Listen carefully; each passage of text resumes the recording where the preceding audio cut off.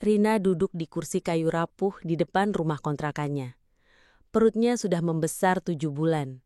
Tapi bukan senyum bahagia yang menghiasi wajahnya, melainkan sorot mata penuh kekhawatiran. Sejak suaminya pergi tanpa kabar setelah mengetahui dirinya hamil, semua beban ia tanggung seorang diri. Awalnya ia berharap suaminya akan kembali dengan penyesalan. Tapi hari berganti bulan, bayangan itu tak pernah terwujud. Setiap kali berjalan melewati gang sempit menuju warung, telinganya menangkap bisikan tetangga. "Kasian, anak siapa nanti bapaknya?" Atau, "Itulah nasib kalau perempuan terlalu percaya sama laki-laki." Kata-kata itu seperti belati, mengiris hatinya berulang kali. Rina sering ingin menangis, tapi ia paksa dirinya tersenyum. Ia tak mau calon anaknya lahir dengan aura kesedihan yang mendalam. Malam-malam sunyi menjadi tempat ia menumpahkan air mata. Saat dunia terlelap, ia duduk bersujud di sajadah lusuh. "Ya Allah, aku tak punya siapa-siapa lagi. Hanya Engkau sandaranku. Kuatkan aku untuk melahirkan anak ini. Jangan biarkan aku jatuh." Doa itu berulang-ulang ia ucapkan, seolah menjadi penopang yang menegakkan tubuh rapuhnya. Meski hancur, Rina tetap bangkit tiap pagi. Ia bekerja membersihkan rumah orang, mencuci pakaian tetangga, bahkan mengangkat galon demi sesuap nasi. Perutnya yang membesar sering membuatnya sesak napas, tapi ia tak punya pilihan. Senyumnya di depan orang lain hanyalah topeng, sebab di balik itu ada luka yang dalam. Pernah suatu siang, Rina jatuh pingsan di pasar setelah seharian bekerja tanpa makan. Orang-orang hanya menatap, sebagian menolong seadanya, sebagian lagi berbisik sinis. Saat sadar, ia mendengar seorang ibu berkata, "Hamil begini masih kerja, kasihan." Tapi ya salah sendiri. Air matanya menetes lagi, bukan karena sakit fisik, tapi karena merasa begitu rendah di mata orang. Namun, dari luka itulah lahirlah sebuah tekad.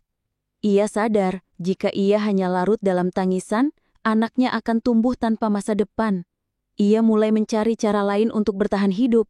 Suatu hari, ia teringat resep kue tradisional peninggalan ibunya. Dengan modal uang sisa, ia membeli bahan seadanya, tepung, gula, dan sedikit minyak. Malam itu ia membuat kue basah di dapurnya yang sempit. Meski hasilnya sederhana, ada rasa haru ketika ia berhasil mengemas beberapa bungkus. Esok paginya, ia memberanikan diri menitipkan kue ke warung kecil. Banyak yang menolak, ada yang meremehkan. "Kue buatan kamu siapa yang mau beli?" kata seorang pedagang dengan tawa mengejek.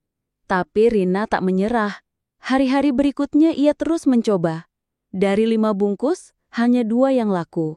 Dari 10, kadang hanya 3 habis. Tapi setiap rupiah yang terkumpul ia syukuri. "Inilah langkah kecilku," bisiknya sambil mengusap perutnya. Ia yakin, sekecil apapun usaha yang dilakukan dengan hati tulus, akan ada hasil di kemudian hari.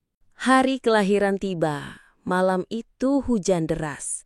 Kontrakan sederhana dipenuhi suara rintihan Rina. Tidak ada suami yang menggenggam tangannya, hanya seorang bidan desa dan tetangga yang baik hati.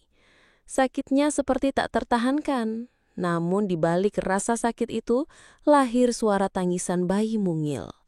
Begitu bayi itu diletakkan di dadanya, Rina menangis sejadi-jadinya.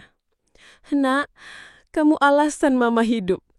Kamu cahaya dalam gelapku." Semua rasa malu, semua hinaan seakan sirna ketika melihat wajah polos sang bayi. Seolah Allah menghadiahkan kekuatan baru untuknya. Hari-hari berikutnya tak mudah. Ia harus bekerja sambil menggendong anak. Kadang bayinya rewel saat ia berjualan.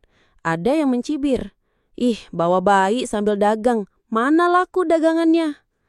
Namun ada juga yang tergerak hatinya, membeli dagangannya karena iba. Dari situ, kue buatan Rina mulai dikenal. Orang-orang yang dulu mencaci, perlahan mulai menghargai ketekunannya. Waktu berjalan, usaha kue Rina semakin berkembang.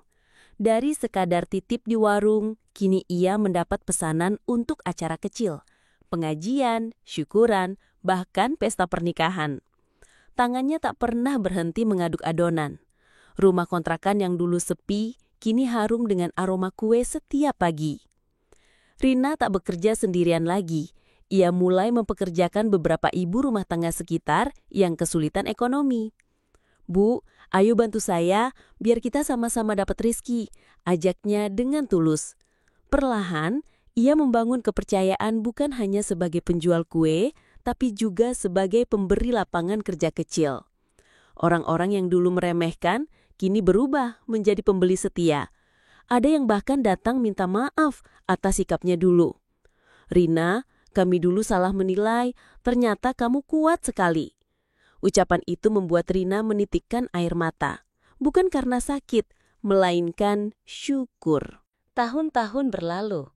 Usaha kue Rina kini memiliki merek sendiri dan dikenal luas hingga keluar kota. Ia diundang ke acara-acara untuk berbagi kisah inspiratif.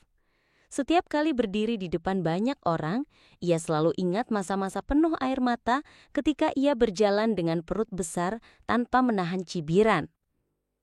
Anaknya tumbuh menjadi sosok yang membanggakan, cerdas dan penuh kasih sayang.